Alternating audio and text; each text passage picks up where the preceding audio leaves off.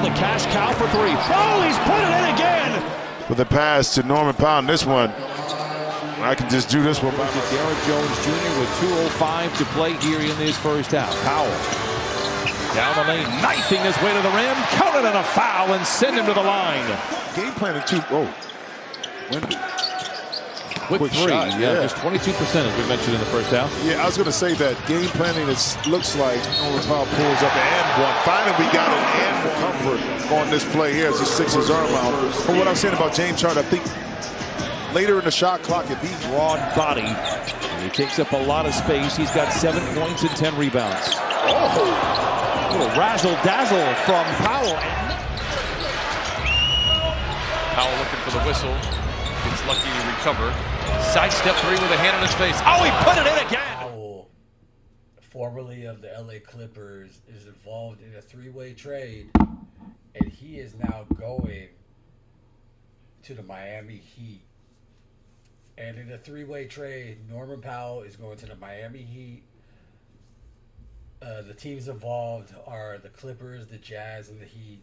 And Utah sends John Collins, formerly LA Lakers possibility.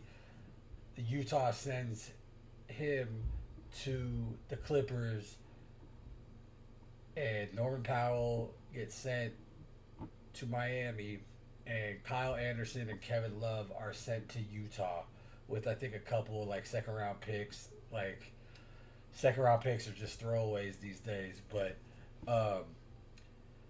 yeah, that was a big trade because, you know, with Norman Powell going to Miami, this kind of just adds, you know, another team to the East mix. Like, the West is locked and loaded, but the East ain't doing too bad, man. They got some fucking teams. So, yeah. So, big trade. And the Utah Jazz, man, they kind of look like they're just tanking it, but it's like, what are they tanking it for? Are they tanking it for, like, the #1 pick next year? Or, like, do they have any plans? I remember a couple years ago, my Warriors were trying to get marketed, and I'm pretty sure, I remember he extended, but they still don't even know if they have faith in him for the future.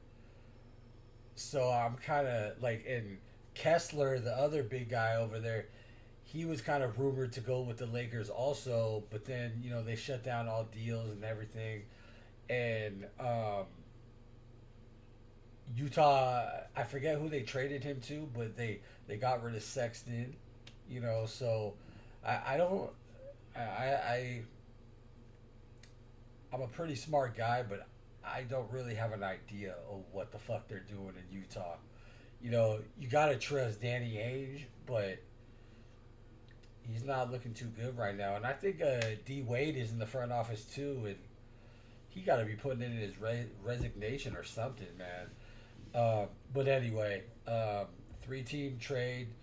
The headliner was Norman Powell going to the Miami Heat. So now the Miami Heat, they got Bam Adebayo, they got Tyler Hero, they got Norman Powell, who's like 20 points a game at least,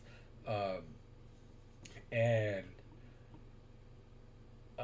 they got a pretty good like young squad. So,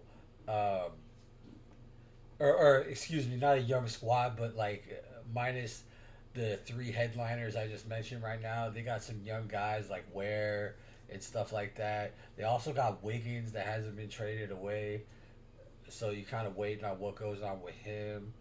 But Miami don't look as bad as people expected them to look, especially when Jimmy Butler got traded to Golden State. So yeah, the deals are still happening.